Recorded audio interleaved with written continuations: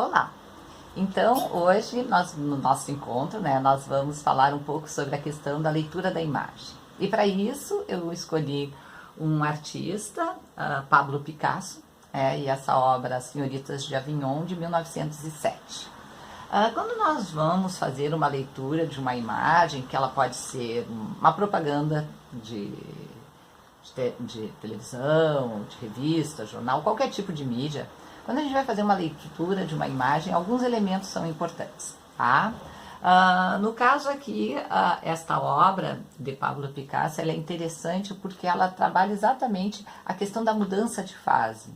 Ele segue uma linha cubista, né? Por estas formas, a gente vê que tem uma geometrização das formas, né? Mas ele está trazendo um outro conceito. Ele está trazendo um conceito de organicidade. Ela é uma obra mais orgânica, quando ele teve influência das máscaras africanas. Então, a obra que já estava concluída, ela foi feita uma releitura, né? Ele mexeu na obra de novo e trabalhou exatamente estas influências das máscaras. O que é interessante quando a gente faz uma leitura de uma imagem? Primeiro é ver se ela é figurativa, né, ou abstrata. No caso, a figurativa, né, porque tu observa, tu consegue olhar. Não, são figuras humanas, né, embora elas tenham toda uma outra geometrização, mas tu identifica isso, né, abstrata não, tu não consegue fazer. Tá? O segundo elemento importante é a questão da né, a coisa cromática. Aqui no caso ele trabalha quase uma monotipia que a gente chama, né, uma mono, aonde ele tem tons de bege, de marrom, branco, algumas questões terras, mas são bem pontuais, mas ela não é tem algum tom de azul. Ela trabalha mais cores, mas basicamente ela trabalha a questão monocromática, né? Ali a gente vê também os elementos e o cenário. No caso aqui, os próprios cenários são as figuras femininas, né? Então são 1, 2, 3, 4, 5 figuras femininas, né? Desnudas. Daí tu vai contando essa imagem para uma pessoa. É como se essa pessoa estivesse de olhos fechados e tu estivesse contando uma história, entende? Então diz assim, esta obra ela é trabalhada a partir de figuras humanas, 5 figuras humanas. A primeira, da imagem da esquerda, é uma figura humana de imagem lateral, a segunda de frente, daí com os braços levantados atrás do corpo, a figura central também, né? A terceira, a quarta imagem, só aparece uma parte do corpo. Então tu vais, a quinta imagem, ela tem toda uma condição de modificação de planos. Então tu vais contando a história, certo? A cor tu vais compondo também. Essas imagens femininas foram trabalhadas em cor de Nápoles, tu vai dizendo isso. Quando tu vais trabalhar, por exemplo, uma leitura de uma imagem, de uma mídia, é importante que tu reconheça o território que ela está, né? Se é uma praça, qual é os elementos, né? Se tem figura humana, se só é questões vegetais mesmo, né? De vegetação, qual a informação a partir da imagem que está sendo dada, tá?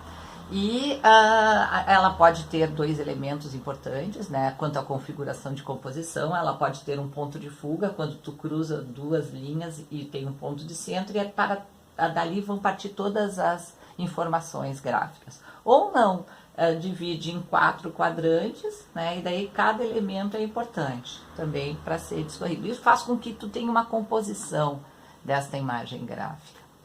Além da leitura da imagem, que a gente chama iconografia, íconos, imagem, leitura das imagens, grafia, é importante que tu entenda também como estas imagens se relacionam, né? Se tem primeiro plano de frente, o segundo, o terceiro, né, que é o plano de fundo, e como essas imagens interagem entre si, né? Pequenos detalhes são importantes também, né? Por exemplo, aqui tem uma bandeja de frutas, né? O que essa bandeja de frutas tem a ver com essa figura humana? Que na verdade ele pintou esta imagem num ateliê e existia uma bandeja de frutas e ele trouxe também essas imagens, certo? Então, isso faz parte do cenário e da leitura. Então, leitura iconográfica, tu vai ler as imagens, os elementos em si e a cor que ela tem e como estas imagens se relacionam entre si. E existe também uma leitura iconológica, que é o elemento que a gente chama da alegoria, a história desta imagem. Aqui conta bem exatamente essa história dessas figuras humanas. A gente sabe que Pablo Picasso trabalhava muito a questão do feminino. As obras dele se relacionavam, né, com essa questão. A mulher chorosa, tem as filhas, ele pintava muito, né? Então, muito se relacionava com a questão da imagem feminina. Então, e como ele se relacionava com as mulheres, era como ele retratava a fase também. Eram 7 fases, era um caso cubismo analítico, sintético, fase rosa, fase azul, a fase circense, são várias fases que ele teve, mas a figura do feminino sempre estava muito presente, como nesta obra aqui, né? Então, daí a leitura iconológica conta um pouco da história dessas imagens, né? E aqui, no caso, são estas mulheres que viviam na vida de Pablo. Claro, a iconológica vai muito da leitura pessoal do artista, né? Como ele se sentia, como ele se percebia, como ele representava o momento que ele estava vivendo. A iconologia tem muito de subjetividade e cada pessoa vai interpretar de uma forma diferente. Né? E não há nada de certo nem de errado, é a forma com que a forma dialoga com a sua imagem. Então fica o convite, né? Quando vocês forem olhar imagens, seja na televisão, seja no computador, e o mundo está muito iconográfico, né? As leituras estão sendo feitas de uma maneira muito iconográfica, poucos textos e muitas imagens, a gente vê isso pelas mídias, né? Instagram, a gente vê Facebook, cada vez são textos curtos e imagens fortes, né?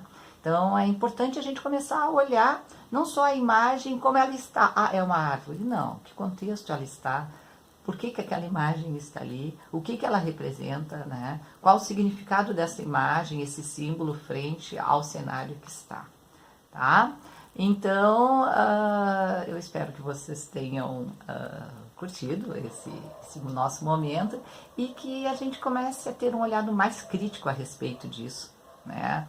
Como isso está na nossa sala de aula, as imagens que essas crianças estão representando, o que elas querem dizer com esses significados, né? A importância do significado, porque sempre quando a gente fala da gente, a gente desenha a gente. Então o professor atento vai ter este cuidado também, tá bom? Então, tá dada a dica e um grande abraço.